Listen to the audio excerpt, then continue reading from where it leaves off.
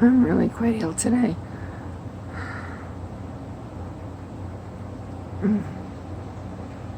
I'm gonna try to post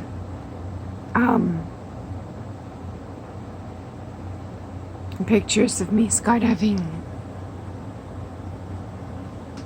last year. Oh God.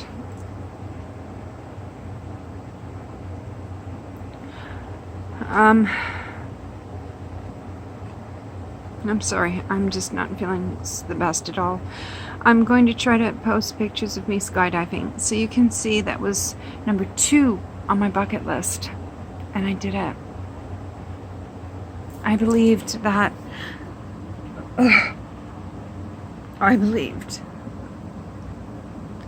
if I jumped out of a plane, which I was deathly scared of heights and planes, and obviously mixing those two together, it's not a good idea.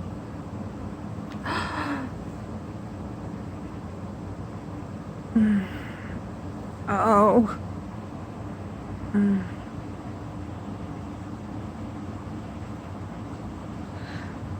I thought if I could surpass that fear, overcome that fear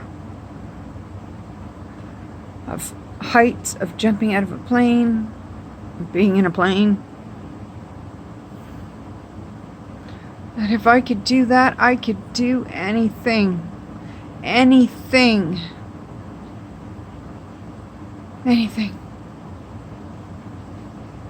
And fear wouldn't have to rule me anymore. I didn't have to be afraid. All I needed to do was jump. And let God take care of the rest. Because I have, anybody who knows me, I have this crazy thing about if things are going to happen, or if things are going to go wrong, it's going to be with me. They're going to do that too. So I knew that if something was to happen or go wrong, at least he would hold me in the palm of his hand. And I'd be looking at the most amazing, beautiful sights at the same time. Which I did. I got on that plane with my niece. And she was so scared. She had never been on a plane before, let alone jump out of one. She was so brave. And I couldn't show her how scared I was. I grabbed her hand and I said, all the way up there, "Oh, you'll be okay. Don't worry. You got this. You got this." I'm telling you, Dan, don't worry. You got this. You have got this. There will come a time soon. Well, not only you will feel that you've got this, but you will know. AP? You'll know. Say hi. You're going to know you've got it. You've got this. You will know.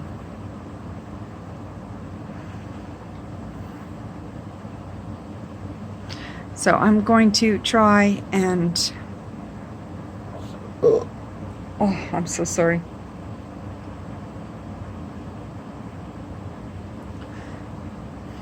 My son's stomach is really sick. And my poor glasses from The Walking Dead. My granddaughter, I put them on her and she looks so cute. Accidentally broke them. So I'm got to try to fix them at some point. I'm going on, I think it's a month now. I know people are going to go, what? Trust me, I'm doing that right now myself. I haven't been to the bathroom. And I'm doing everything in my power to go.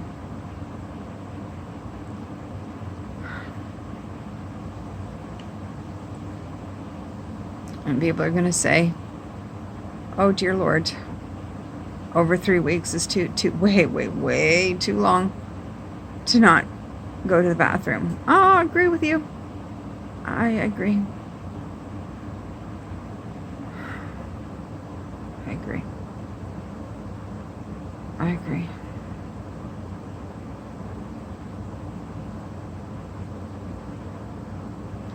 So, I jumped out of that plane. I held that plane in my hand with my instructor or whoever behind me. And I held on to that plane for dear life. And I didn't want to let go. And he swatted my hand down. And I put it back up, and he swatted it back down again as my body was hanging out the plane. And I was looking out. I just said, don't look down. But I looked out. And I looked up, and I looked around. He said, I think he said, are you ready? I don't know, because you couldn't hear him with the wind gushing, racing through my head, my ears. And I had these goggles on that were stuck to my eyes. And I had a book. I had a book that Pastor Chuck Tate wrote. 41 will come. 41 will come. It's about overcoming.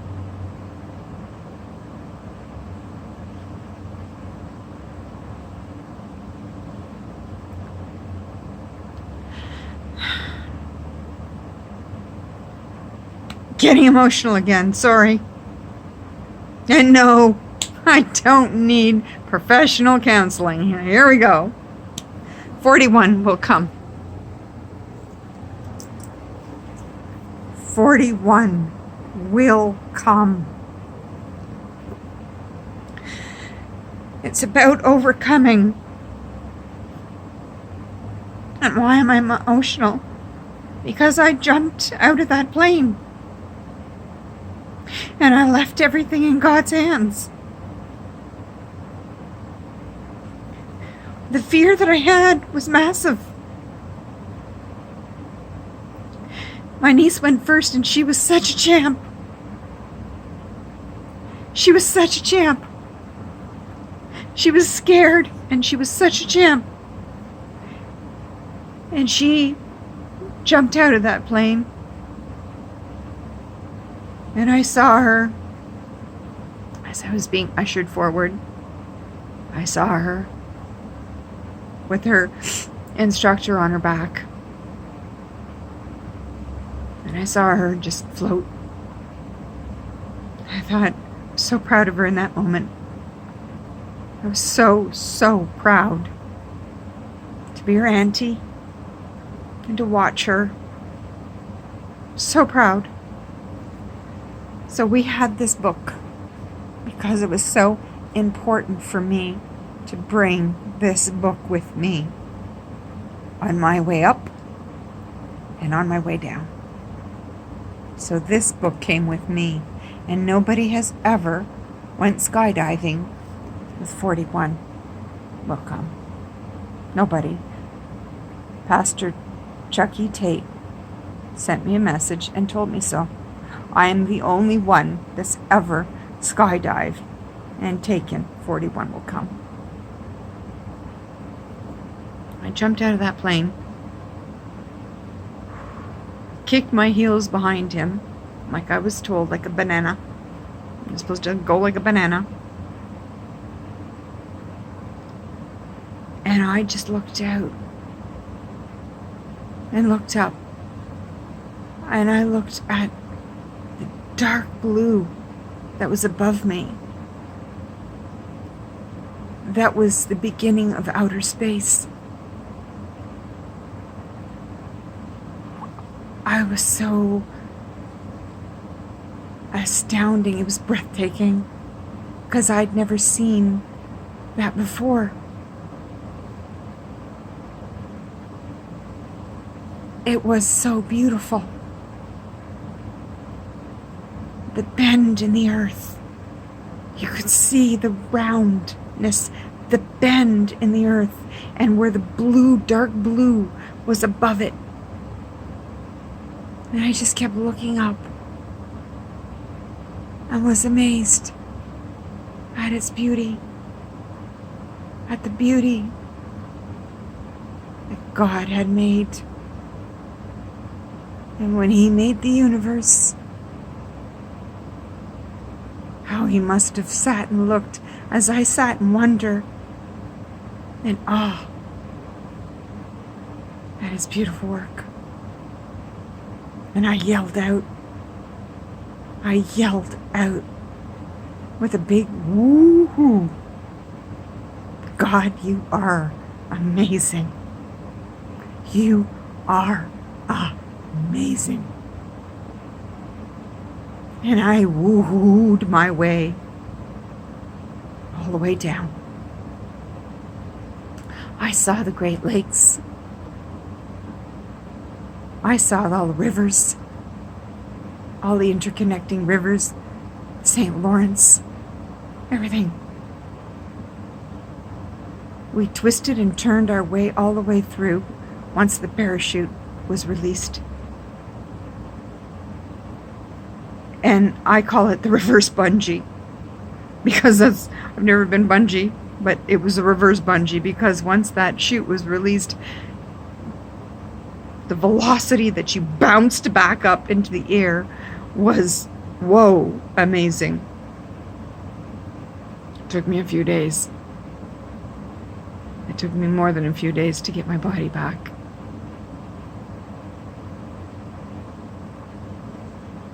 But to fall through clouds, to touch the clouds, and it was a blue, blue, blue, blue, blue sky.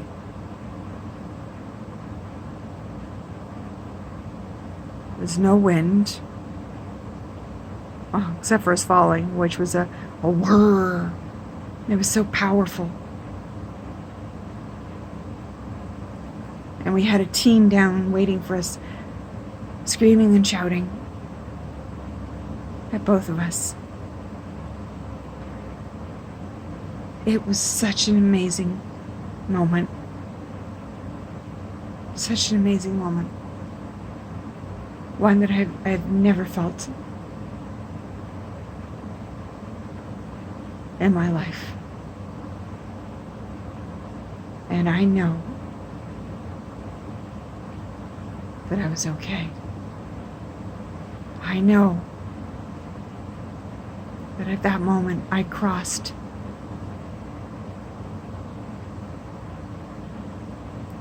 and I stepped from fear and I gave everything to Him. And I was okay. I was okay. And my feet landed and touched the ground, gently landing on my bum. And I woohooed on that. But it was the moment that I smashed fear in the mouth. I smashed it in the mouth.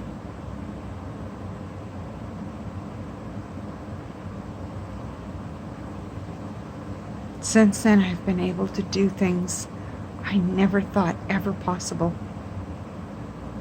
I never thought I would ever get there, and I have.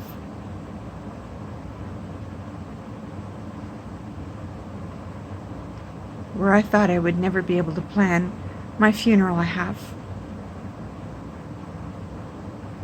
And many more things I've got to. Because I did the second thing on my bucket list. In September, at the end, my first thing on my bucket list is coming up. Is to see Elton John, one of my favorite artists in the world. My great wish and great hope is to meet him. I don't have to even say anything, just to meet him. I hope that he writes his name on my arm, because I will have it tattooed. Or anywhere else he wants to write it.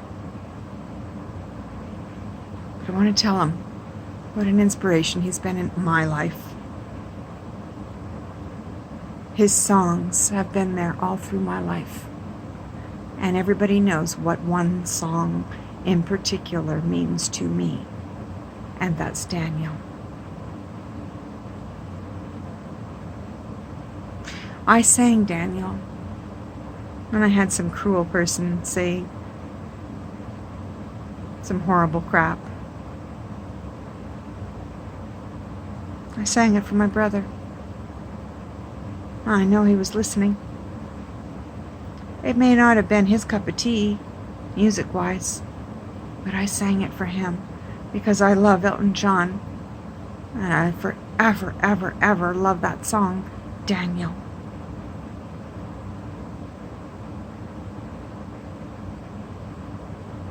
He was Irish. I'm Irish.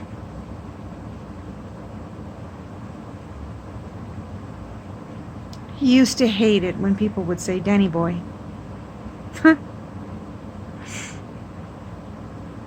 I gave him an Irish wake. My parents were a tad upset, but that's okay. I know he was smiling from heaven. We had our bottles of booze, and we took our shots, and we turned over the shot glasses in memory of him.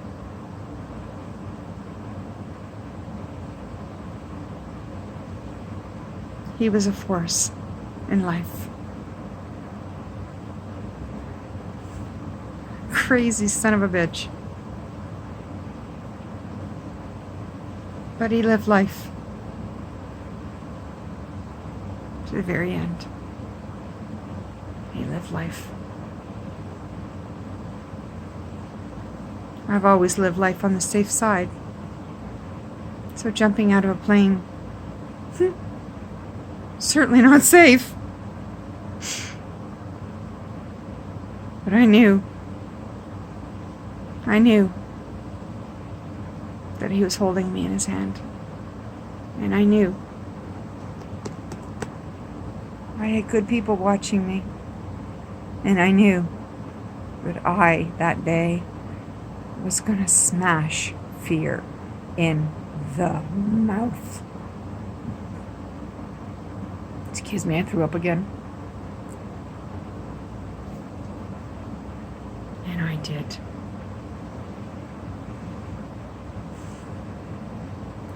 And yet I smile. Peace, love, be good and kind to everybody. Don't be asshats. Treat everybody nicely. Pay it forward, always. It doesn't take much. Buy a cup of coffee.